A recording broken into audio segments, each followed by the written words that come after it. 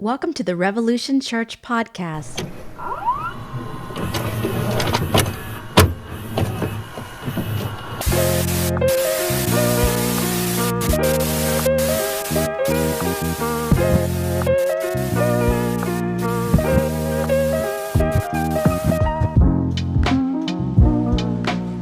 Bob, good to see you, buddy. Oh, I was hoping Kate would be here today. I figured she has no reason to celebrate. Wow, we're all saying good morning. Kate is my English friend. I can't wait to grow up one day and move to Belfast and celebrate 4th of July with the UKers. Welcome to Revolution. Where's Caleb again? Well, Caleb was at the bus station today, and the bus never came. So, we don't know what's going on over there in Seattle with those buses, but the buses did not make it out. So he got stuck at the bus station by overly encouraging other riders who were like, "Don't worry, the bus is going to come." But the bus never came. So, 4th of July. Man, growing up the way I did, the 4th of July was insane when I was a kid. And one of my memories from the 4th of July is, I think my mom was out of town. And so me and my dad were going to do the show together. And this was back when I was a little kid. And I knew we were going to set off fireworks. So I asked my dad if they would tape one of my spacemen, I had this little space action figure, to one of the fireworks so they would go to space. And you know what happened? We did. We and my dad announced it on TV, but then just now looking back, I just blew up a spaceman. And I think about the guys doing the fireworks. They're like, "What the hell?" But it was cool because my dad was like, "Yeah, let's do it." So that's always fun when your parents decide to do crazy things with you, right? And so there you go. That was my 4th of July story. Had a lot of fireworks blow up in my hands. Especially growing up in the South, man. As soon as it even gets near July, there's fireworks stands everywhere. Pretty awesome. So we did a lot of that. A lot of those snappies when I was a kid. Those little white things, the snap poppets. I got some for my kids. But so anyway, what my plans are for 4th of July is to sleep.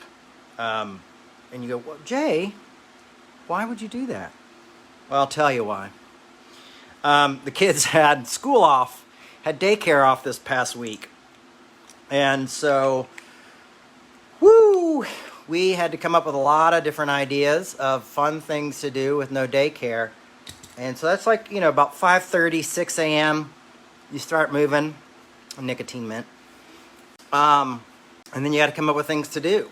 And we try to go outside and play and not have too much TV time. But it's tough, when you have a small apartment. But we did. And then we went out to the park that had a splash pad that I didn't realize had a splash pad. And Milo decided to just enjoy the splash pad even though he didn't have his bathing suit. So that was fun. But no, we had a good time. We always do. My kiddos I love my kids and they're a lot of fun. But they are exhausting. And when you're like an introvert like me that barely sees people, then you get these two little love sponges, which is great.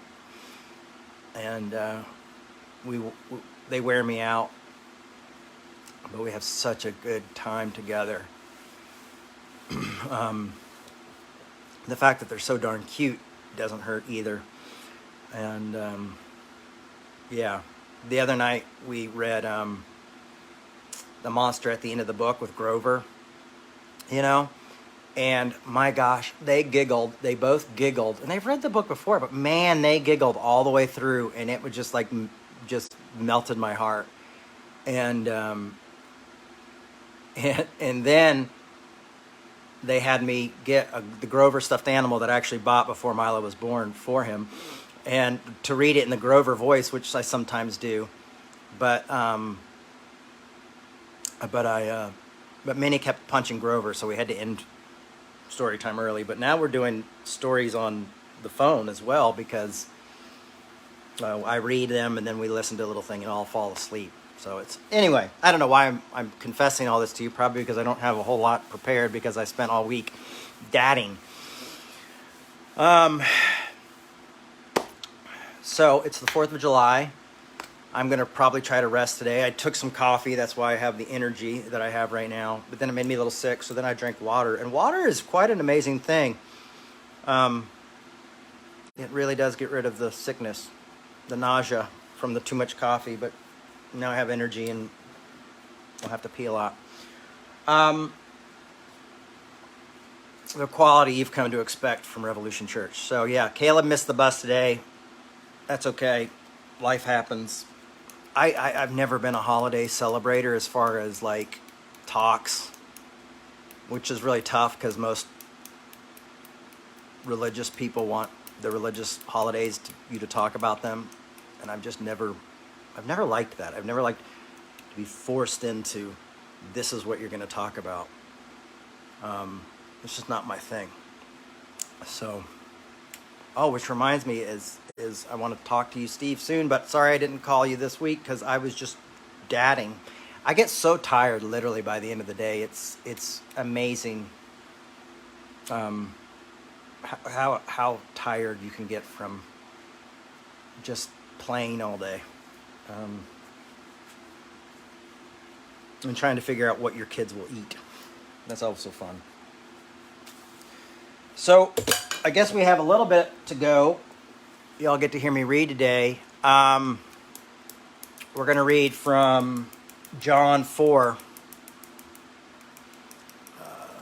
So, you guys know what John 4 is? It's the story at the woman at the well. The story of the woman at the well. I like my Bible. Says it has it labeled Jesus and the woman of Samaria, which I think is pretty cool. Because we see an evolution of Jesus in the Bible of starting to be inclusive towards non-Jews, but he's not always that way. And so, because Jesus, it takes some time. It's interesting how human Jesus is and that we forget about it. I was also thinking about doing a talk about Jesus and politics today, but I thought that was a little too on the nose with the holiday. And but it's interesting. I'm just going to throw this out there to think about, but also his lack of political interests, which I think is interesting to me because I feel like everybody in politics wants to adopt Jesus into their politics. And what happens is when it feels like, reminds me of Tillich talks about the God that you find after God dies, that there's another, like there's something beyond that. The God after God. And I felt like Jesus saw something of like humanity after politics. And I feel like so many of us put so much faith into our political ideas and thoughts that we sometimes allow that to be the top. And then Jesus is like, yeah, we'll just keep you here in case. And I feel like Jesus was always moving here. And I kind of want to talk about that, but it's going to take a lot of study. So we're going to do that soon. So Jesus and the woman of Samaria. John 4. Now when Jesus learned that the Pharisees had heard Jesus is baptizing more disciples than John, although it was not Jesus himself, but the disciples who baptized, he left Judea and started back to Galilee. But he had to go through Samaria. Now this is interesting because a lot of times Jews, when they were traveling from Judea to Galilee, they would walk through Samaria. They would walk around it because they didn't want to be seen and hang out with Samaritans. I mean, this was a very separated culture. And I think we sometimes forget, like, cultural context. Like, these people weren't living very long lives. These folks were very suspicious of one another. So, you know, when we look at the context of what was going on, it's different than our context in some ways and then very similar in other ways. But it was like Samaria was like the bad town for a lot of Jews. And so they're like, oh, we don't want to go through that area. But that's why it says Jesus had to go through Samaria. So he had to go through Samaria city called Sychar, near the plot of ground that Jacob had given to his son Joseph. Jacob's well was there. And Jesus, tired out by his journey, was sitting at the well. It was about noon. A Samaritan woman came to draw water, and Jesus said to her, "Give me a drink." His disciples had gone to the city to buy food. Now that part you want to remember. His disciples had gone to the city to buy food. Remember that as we talk about this. The Samaritan woman said to him, "How is it that you are a Jew asking for a drink of me, a woman of Samaria? Jews do not share things in common with Samaritans." Jesus answered her, "If you knew the gift of God, who is saying to you, 'Give me a drink,' you would have asked him, and he would have given you living water." The woman said to him, "Sir, you have no bucket, and the well is deep. Where do you get this living water? Are you greater than our ancestors Jacob, who gave us this well with his sons and his flock to drink from?" Jesus said to her, "Everyone who drinks of this water will be thirsty again. But those who drink of my water that I will give from will never thirst. The water that I will give them becomes them a spring of water, gushing up eternal life." The woman said to him, "Sir, give me some of this water so that I may never be thirsty and have to keep coming here to draw water." Interestingly enough, one of the reasons that this woman is at the well at noon is because she's an outcast amongst her own people. You get that through studying context and history and customs. And so she's alone. She's, does not fit in with her community. And Jesus is here asking her for water, and now he's basically witnessing to her, telling her about it, telling him, "Would you like to know me as your personal Savior?" Jesus said to her, "Go call your husband and come back." The woman answered him, "I have no husband." Jesus said to her, "You are right in saying, 'I have no husband,' for you have had 5 husbands, and the one you have now is not your husband. What you have said is true." The woman said to him, "Sir, I see you are a prophet. Our ancestors worshipped on this mountain, but you say that the places where people must worship is in Jerusalem." And Jesus said to her, "Woman, believe me, the hour is coming when you will worship that the Father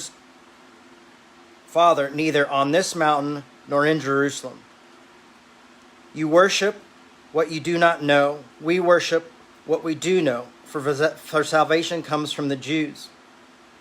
But the hour is coming and is now here when the true worshipers will worship the Father in spirit and truth, for the Father seeks much as these to worship him." Now, one of the things I want to stop here for a second is the amazingness of Jesus basically always kind of being secretive about his don't tell anybody I did that, don't do that, and then he finds this wonderful, this woman who's coming to get water, who's by herself and decides just to tell her the whole plan. Like, this is what's going to happen. It's not going to matter where you worship. All this stuff is bullshit. I've come to show it. We're going to draw these lines down. Later this guy Paul is going to say neither Jew nor Gentile, slave nor free. This stuff the law is about to change. And he's telling this to this stranger, to this Samaritan, to this person who feels like an outcast. And this is the person Jesus chooses to tell the truth. And for me, this is the reason why else would Jesus go through Samaria? Because they have a good well. And we're going to talk about the 5 husbands too in a second. I've had 2 wives, so that was Jesus. You have 2 wives, and the woman you're seeing right now is not even your wife. That kind of thing. Jesus was a bit intense, right? God is the spirit of those who worship him, must worship in spirit and truth. The woman said to him, I know that the Messiah is coming, who is called Christ. When he comes, he will proclaim all things to us. Jesus said to her, I am he, the one who is speaking to you. So, Jesus knows who this woman is, knows her history, knows her life, knows she's living with the man she's not married to, and says, oh, by the way, I am Jesus. I am the one you're looking for. So if this gives you an idea of what Christianity is, when people say, I want to be Christ-like, this is what Jesus did, is he found the outcast. I mean, you think about Matthew as well. Like, Matthew's in the midst of tax collecting, and Jesus says, come be my disciple. This is the religion that we want to follow, is one that reaches the outcast. But sometimes the outcasts change. Because sometimes the people who are the ruling party decide that other different people are outcasts. So Jesus is always with the outcast. Jesus is always going out to them and often rebuking the religious leaders, and often kind of to the political leaders. He's kind of give to them what's theirs. I don't care about that. What I care about is these people, these folks. And sometimes Jesus have to be reminded a little bit, like when the woman says, even dogs get crumbs from the tables. But Jesus is very interesting in this way. This is another interesting part here in 27. Then his disciples came, and they were astonished that he was speaking with a woman. But no one said, what do you want? Or why are you speaking with her? Then the women left her water jar and went back to the city. And she said to the people, come and see the man who told me everything I have ever done. He cannot be the Messiah, can he? They left the city, and they were there on their way to him. Meanwhile, the disciples were urging him, Rabbi, eat something. But he said to them, I have food to eat that you do not know about. So the disciples said to one another, I love the disciples, surely no one has brought him something to eat. Jesus said to them, my food is to do the will of him who sent me and to complete his work. And I'm going to end there for a minute. I might just end there completely. But here's the interesting thing to me. Is Jesus is saying, I always like this part, is like, how does Jesus get fed? Does Jesus go and worship or do this? No. Jesus finds the outcast, finds the person who doesn't feel like they belong, and gives them hope. That's where he gets his feeding from. That's where he gets his nourishment from. I remember growing up and Christians were like, I want to go to that service. I just get so fed at that service. So you get fed by hearing about God. Yes, that's how I get fed. Now, I'm not saying that's not a good analogy. But what I'm saying is for Jesus is it was giving hope to the hopeless. That was his thing. So there's a couple other things we need to look at, though. One is the woman at the well. Now, this does, and her 5 husbands. Now, explaining this doesn't mean as much to me anymore. I actually prefer that she is just in really weird marriages. But more than likely, and this is a really very sad thing at the time, is that she wasn't able to have children. And so she was seen, and women didn't have a really big place in that world. There was no hierarchy for them. And the best thing they had was to produce children. And if they couldn't produce children, they were seen as worthless. So not only do you have someone who's like been married 5 times, but probably been married 5 times because she was seen as being worthless. And now in a relationship with someone because, well, you're not going to have children, so we'll just be together. So this is the type of thing that Jesus is someone's talking to. But this is also someone who lives in a real world of her time.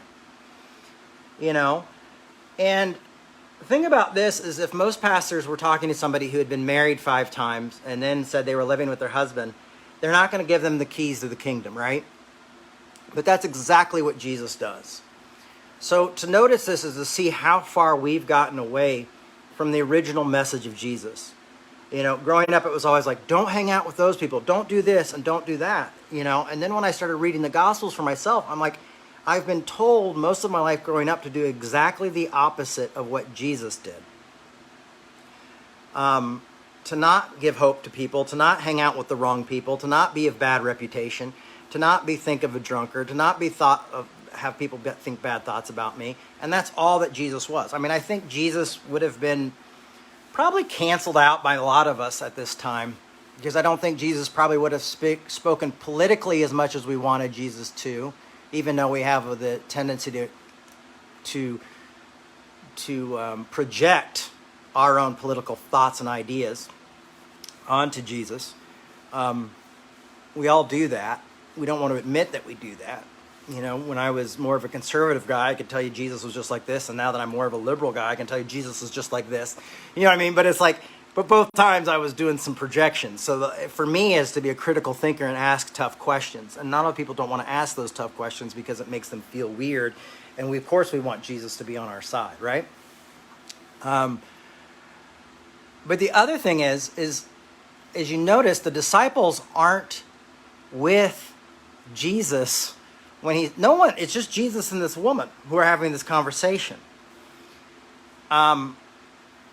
So one of the things you realize is that someone had to tell this story that we're reading here in John 4. So it was either the disciples retold the story, it's either the woman at the well was retelling this story, more than likely, because there's such great detail,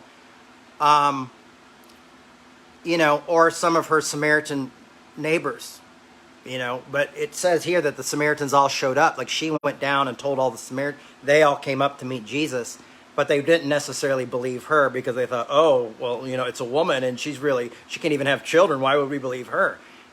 But they come and a lot of them are convinced that, oh, wow, this is the Messiah. I like this. I like that Jesus doesn't use perfect people. I like that Jesus uses people that would probably make most church people uncomfortable, period. And that Jesus gets someone like a tax collector who's a betrayer to their own society. So, the liberals would be uncomfortable with Matthew.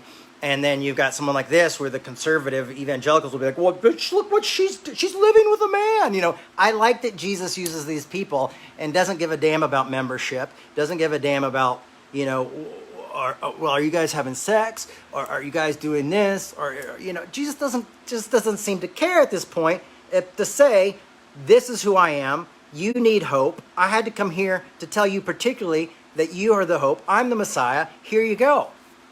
And you've been living in a pretty hopeless world where people have just been, not spending time with you and telling you you're worthless. And you know what? I'm here to tell you that you're worth enough for me to come down and tell you that I am the Messiah, I am the Son of God.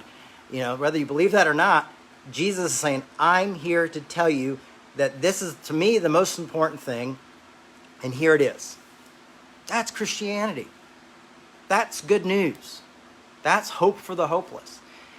Now, I was kind of thinking about this today, and I talked to Pete a little bit earlier, and we were kind of joking about, if Jesus was an exaggerator, when he told stories.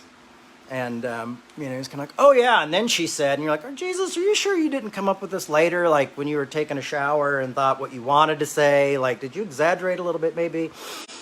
Because he had to get this. Or like when Jesus is in front of Caesar, and Jesus is like, what is truth? That kind of thing. Like, because no one is in that room with them. So somebody had to tell that story for that story to be written, or it's fiction. Those are the things. Or it's just like, I think this is what happened. Or Jesus was like, yeah, and then I said. Anyway, that's kind of a joke. But, is Jesus an exaggerator? Maybe not. Probably not. Fingers crossed. But I like the idea that, basically he probably had to sit down with the disciples and say, all right, guys, this is why I was talking to this woman. Or they probably eventually were like, why were you talking to that woman at the well? You're not supposed to do this.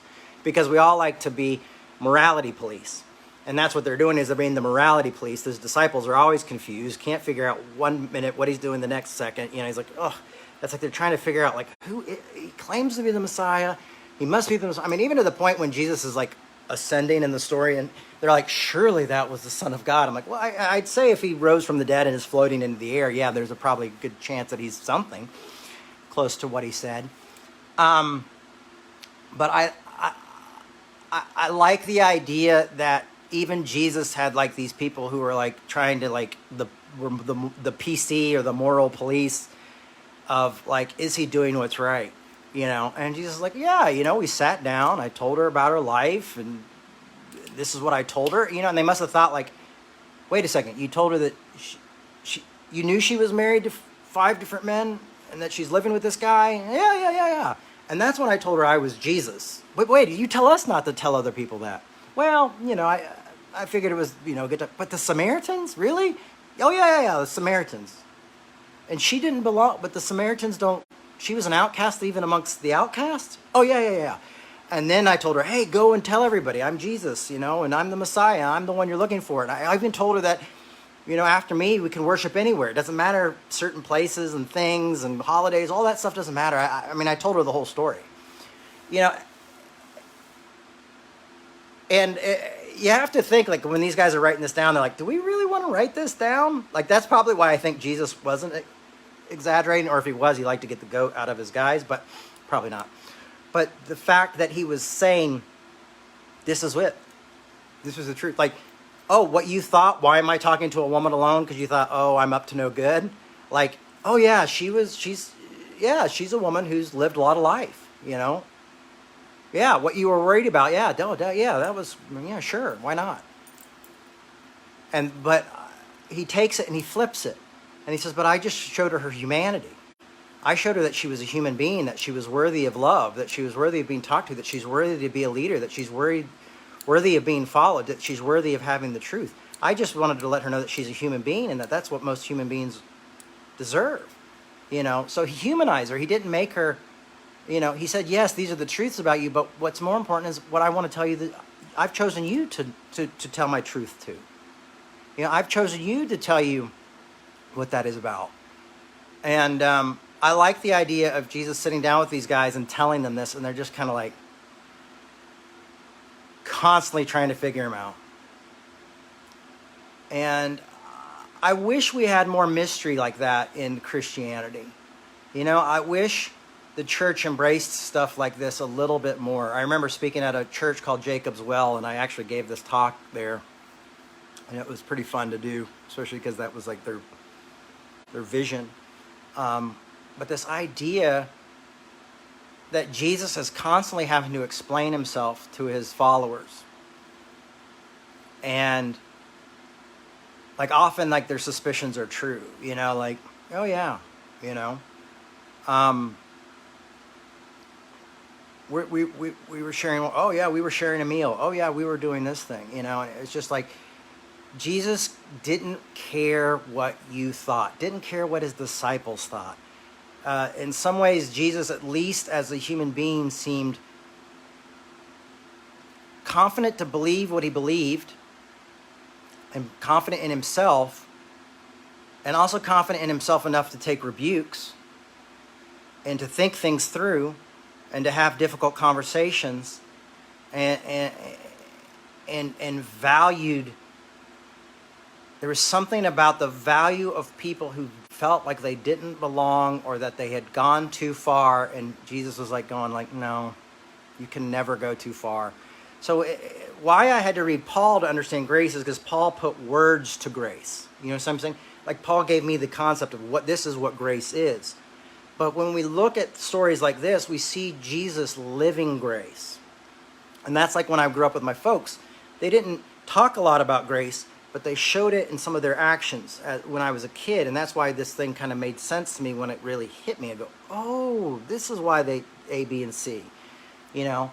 And so when I read Paul, I was able to kind of look back and go, oh, these are the moments that Jesus is showing complete grace. He, you know, there's not a section in here where he said, and then he told him, you need to go marry that man you're living with. There's not a moment of that. You know, there's not a moment where he corrects her and says, yeah, you've been really bad because you've done this. He's like, no, this is where you've been through. This is where you've done. And now let's get past that and talk about who I am. Well, I'm waiting for the Christ. Well, I am the Christ. You know? And so giving this complete truth to her is such a moment of grace and such a reality. And I think about how many people we as the church have thrown away because they didn't live up to our standards, because we wanted to raise the bar. And how many times have you heard, like, we've got to raise the standard of Christianity, you know? And the standard just swifts and changes whoever is like the most influential. So it's like if conservatives are the most influential, here's the standard. If liberals are more the power, this is here we've got to raise the standard, you know. And Jesus is just saying, no, what we've got to do is we've got to probably just lower the standard a little bit.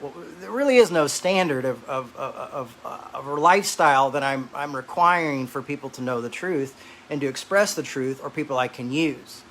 I use people who are traitors to their own people, or seen as that. You know, I use zealots too who want to kill those people. You know, I use people who are enemies to work with me. I choose women at the well who have to go in the afternoon because they have no reputation.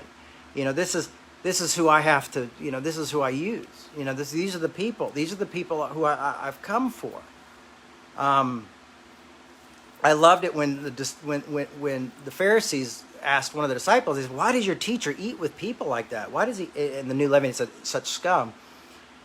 And Jesus turns around and goes, healthy people don't need a doctor, sick people do. I've come to call sinners, but get this, he goes, not those who think they're good enough. So that's the problem, is we get caught up in that idea where we think we're the ones good enough. You know, we become that Pharisee praying, going, well, thank God I'm not like that sinner over there. Thank goodness. And that sinner just falling apart, weeping. I'm a piece of crap. You know, and thank God I'm not that person. And that's who we've become. Thank God I'm not that political party. Thank God I'm not bad as them, you know. And for me, I'm going like, that's not what it's about. We've lost it. It's about loving each other. It's about living in community. It's about praying for those who persecute us. You know, it's about saying I have to go through Samaria because there's someone who feels like a piece of shit, and I need to let them know that it doesn't. That all those lies in their head are just lies. You know, their worth isn't based on what other people think about them. And I think Jesus was able to do that within his own lifetime, was to say, I'm not going to live into others' expectations of who I am. And I am going to let other people know that they do not need to live within the expectations that others put on them. And I think Paul took this to another level. And I think this is why it's so interesting to understand the Bible, is that it's not this tale about, it's not a purity tale, you know. It's not about how good you can be or how bad you can be. It's a tale of letting people know they're loved, they're cared for, you know, and that when he confronts people, he confronts them. Then when he starts to realize that they're a part of a process that leaves people out, you know, when Jesus sees, you know, tells Pharisees, is like, you know, you cross the sea to make people into twice the sons of hell than you are. What are you doing? It was this constant of you're dividing, you're sowing discord amongst humanity.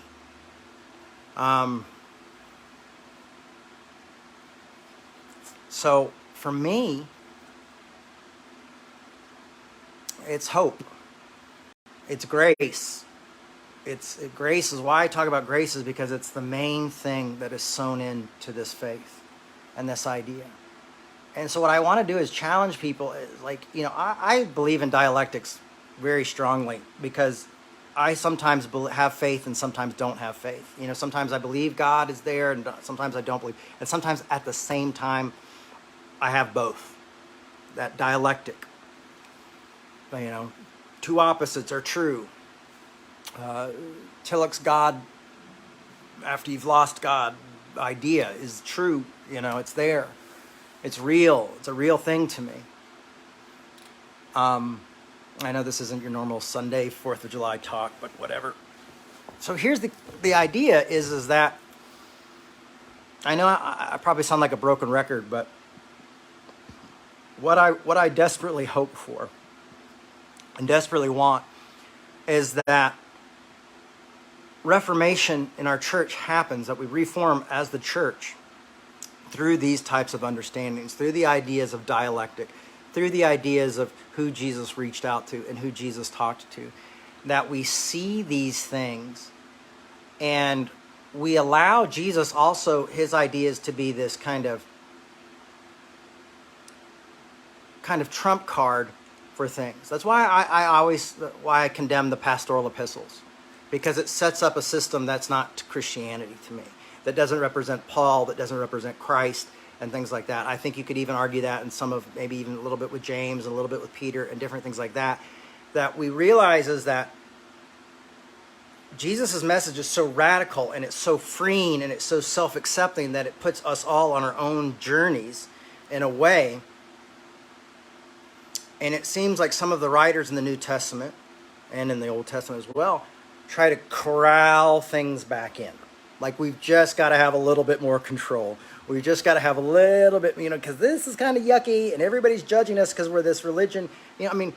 What was the first 400 years of Christianity? It was a non-violent religion that Christians in some places were taxed more because they refused to fight, because they were conscientious objectors. We don't realize that. But over time, we figured out ways to justify war and justify killing and justify this. And, well, look at this and look at this. And, well, if you go into the Old Testament, we go back there. You're like, well, we'll just leave Jesus out of this for a minute because, loving enemies is good, but we do need a reason to defend ourselves and kill other people. And so I just don't think anybody can fully grasp, and myself included, the complete radicality of who Jesus was and what Jesus said and what Jesus did. Because it's this constant thing of who is the outcast, and the outcast in our time in life is so different to a lot of us, depending on what we believe, what we think, our politics, what we experienced growing up. All these different things the outcast becomes a different person who we're going to reach. And so it's tough. And so we all have our own cross to bear. We all kind of have to die to ourselves, but in our very individualistic way. Seriously, we can have community think, and I think that's very important, and we try to do that here. But it's also this individualistic thing of going this person might not be the outcast of these folks, but to me they really are. And this is the person I need to be praying for and loving and telling the truth to and having the conversations with. I want this to stretch you. I know it's kind of heady and kind of loose, and I'm not giving you these solid answers. I'm not putting it in a nice box. I never put a bow on my talks. I'm surprised actually anybody listens. I'm grateful for. I have 12 people just like Jesus did right now listening, and I'm grateful for that. I think there's something to this, even when in my moments of great disbelief, I still believe there's something to this religion, and something to Jesus, and something to the Apostle Paul and to the saints. And it's why I keep it in my life, even when I struggle with it, or if I don't believe it, or I feel separated from it, I still think it's an important tool. Just like I think Hegel is an important tool that I'm trying to learn about. I think there are answers that lie within these texts that tell us the truth of humanity and allow us to see one another as human beings, but will challenge us will be such a challenge to us to get outside of our comfort zone, out of our prejudice, even out of our own convictions. Will challenge us to get out and love those who seem like they go against everything we believe. But that's where revolution begins. That's where reformation begins. That's where redemption begins, is through those movements. God doesn't, or Jesus or whatever, we don't know who's going to use who. For an example, for me, it's like I always hoped as a kid that there was going to be a church that would come along and be like, we've got to restore the Baker family and, maybe make some facts right, and that never happened. Even the people that I'm more comfortable with still talk shit about my parents, but, there were two gay filmmakers who said, we need to do something to talk about Tammy Faye and her family and what they went through. And it's a company called World of Wonder, Randy and Fenton, and they put out a documentary. Now Hollywood, the starlet, Jessica Chastain saw that documentary, was drawn into my mother and said, we need to tell people this story. This story hasn't been told. So now I'm looking at like people who are restoring my family, not church people, but people who are filmmakers and in Hollywood, So to give you an idea, like for me, this experience is really true. That it's not the church that shows up to share, to show redemption. It's those who are listening. Anyone who is listening and sees the truth, who is willing to show redemption, shows redemption. And that might be the last person you expect. Or it might be you showing it to someone else who doesn't expect it. For me, it's quite a way to live. One day my son had finished some of his food and was like, Dad, are you proud of me? Look, I finished the whole bowl. And I said, yeah. He said, oh yeah, I'm proud of you, buddy. Good job. And then it hit me and I turned around and I said, buddy, there's something you need to know. And he's like, what is that, Dad? Got kind of nervous. And I said, I'm always proud of you. I'm just proud to have you in my life. I'm proud to be in your life. I'm proud for everything you do because I love you so completely. And I always remind my kids that because I always want them to know that they'll always be loved and always accepted. And they're always going to have somebody out there who believes in them and is proud of them. And honestly, that's what I kind of hope we get a glimpse of that in our work and what we do with other people. I think that was the goal here when Jesus went through Samaria and was talking to the woman at the well, is he's saying to her, yeah, you've had a really tough go of things. But I want to use you. I'm proud of you. I want you to be the one who's my ambassador to your community. Even though your community doesn't want to be seen with you, I want you to go back to your community and be the ambassador to this community. I'm going to, Jesus, I think of that redemption song by Bob Marley. It's just like, I'm going to be, you're going to redeem your community. The one that they thought was unredeemable is going to be the one who comes in and redeems the community and tells the community who's there. Because no one in that community, whether they believed her or not, they still showed up, which shows that they had some inkling of faith and hope that she was telling the truth. So,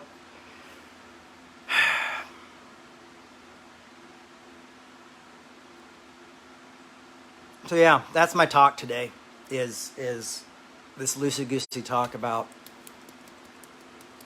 who are we loving, and also who did Jesus have to continue tell the story to for it to get written down, because Jesus obviously saw this was an important story and that we should be talking about it and that we should be living it. And so Jesus found it important enough not to play coy with the disciples like oh, I have food you don't know about, or don't ask any questions, or ask the question back to them. Obviously, Jesus sat down with them, or someone sat down and said, this is what happened. This is the good news. And we have to hold on to these moments that shine like this, that shine in a world that shows the contradiction of humanity, that Jesus uses contradictions, that Jesus uses people, period. Not good people, not bad people. So, I think, honestly, I'm at the point in my life where I think about fallen pastors and things like that and people who make mistakes. And the fact that we act shocked and all grasp our pearls when it happens, to me, is insane. To me, it should be like, of course, they're human beings. Of course they have sexual drive. Of course they did this. Of course they had a lot of money and they got screwed up because there wasn't accountability in the right places. And yeah, I don't know what I would do in that place. Like, it shouldn't be one of these things where we're shocked and we go, oh, we'll help next time. We get it. We're all human beings. We all fall short. We all have these desires and things that these voids that we're trying to fill with things, and we should be willing to kind of try to empathize with people and step into their shoes for a second, rather than sitting here and judging. It's really easy for me to sit on my chair and judge billionaires for, like, look at those jerks. They want to go to space. Oh my God, they don't even pay taxes. It's easy for me to do that. But I'm not a billionaire who has no money, all this money to be like, well, maybe I'll just go to space, or maybe I'll buy rare first copies of Paul Tillich that I can't read. Whatever you would do with a lot of money. I'll get a 49 Mercury and drive around for Jesus, whatever. But that's the idea, is that it's easy for us to judge from the comforts of our own home or from the pews or different things like that. But I don't think what we don't realize is, and I'm going to go off on a little side note here, and forgive me, we can edit this out if we need to, but when people go, I have so much trauma from the church. But what we don't realize is that often when we have so much trauma from the church, but we're also part of creating trauma for other people, because the church is people. So often the congregation puts trauma on the leadership, and the leadership puts trauma on the community. There's often a shared trauma going on because we're human beings trying to work things out, figure things out, and then we don't meet eye to eye, and there's a shared trauma. And so I like the idea of individual understandings and convictions and things like that, but I also like the idea of seeing the other as human and giving them grace, and it being a two-way street there, so we're able to say, we're not only being traumatized, but maybe we're also part of causing trauma in other people's lives. It just equals things out. It's hard for us to see because this culture really is very individualistic when it comes to that type of thing. And it's tough. Living in grace is tough. Being a Christian in the sense of the Bible that I really, how I understand it, is tough. There is a toughness to it. But it's not the toughness I grew up with. For me, it's the toughness of loving people more and more and more and more. And then trying to understand it and have deep conversations, and trying to learn to disagree well. And try not to get hung up on people's mistakes, and marking them with it, because Jesus didn't do that. The woman at the well, the fantastic thing about the woman at the well, she's not someone who had 5 husbands. For me, she's the person who Jesus was like, oh yeah, I'm Christ. Like, simply told her, like, I'm Christ. Like, what?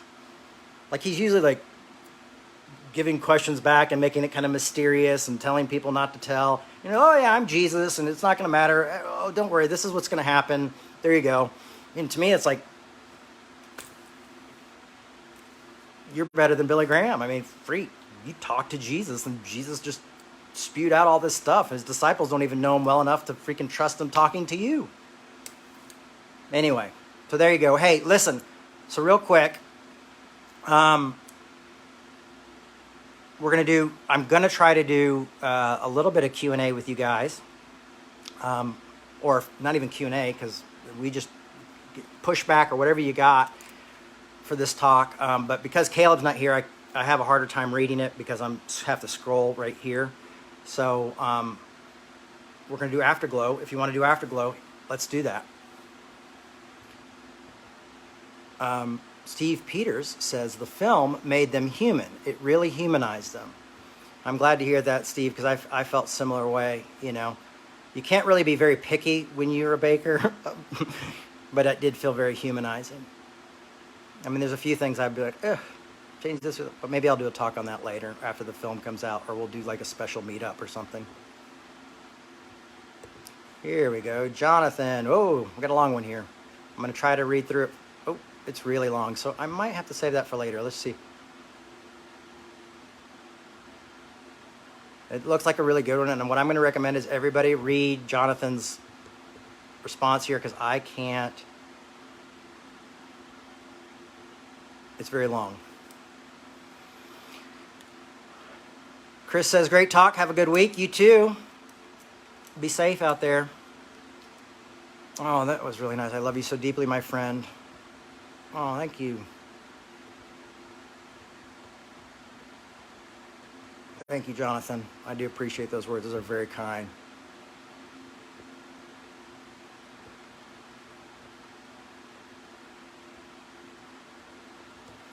Well, it doesn't look like a lot of people are pushing back or doing this is where usually the time where we share as a community or talk to each other, but obviously sometimes we're just done.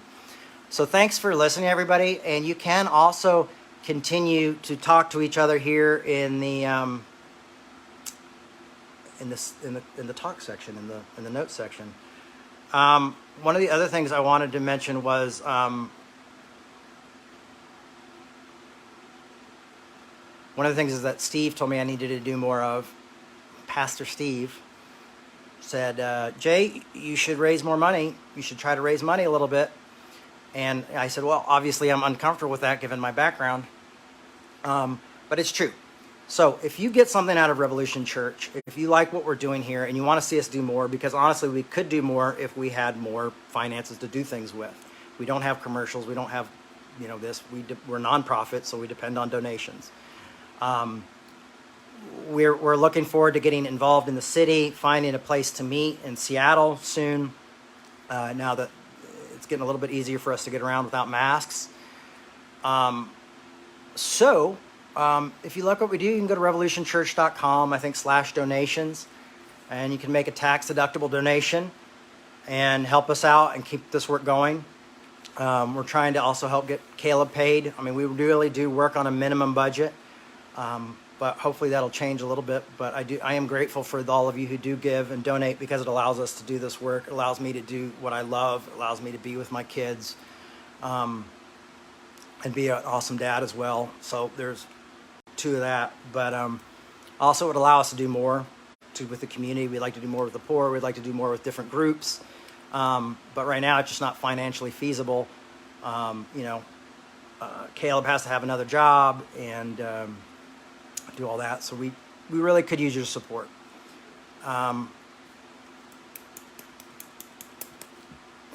Kate, she says, thanks for that. It was really timely for this week, and that makes me happy. That's why I love doing this work, is because when I hear stuff like that, that just makes me feel great. And I love this work, folks. I love doing this, and I want to do more of it. Please tell your friends about it too. Like you say, I can't help financially. That's cool, but you can share on social media. You can share this talk here on Facebook. You can share it on Twitter. Tag me in those things. You can put it in Instagram. Tag me on those things, and we'll repost it and all that stuff. We really, that helps so much too, is just getting the word out there, and letting more people know what we're doing. Because, if we're going to do a Reformation, I think 12 is enough. But maybe we could use a few more people. It's a big world. So I want to, be a good dad and reform the church, in the next 20 years is kind of my goal. So, and not just me, I want us to do that. So I want Revolution to do that. So here we are, the dream we all dream of. Reformation. Love you guys. Thank you so much. Have a great week, and please be safe out there. Happy 4th of July. Bye-bye.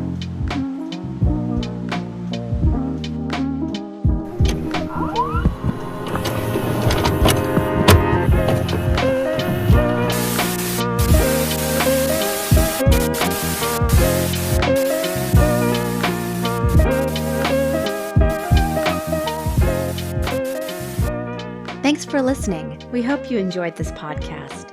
To make your 100% tax-deductible donation today, please visit revolutionchurch.com/donate. You can also learn more by clicking the donate section on the website.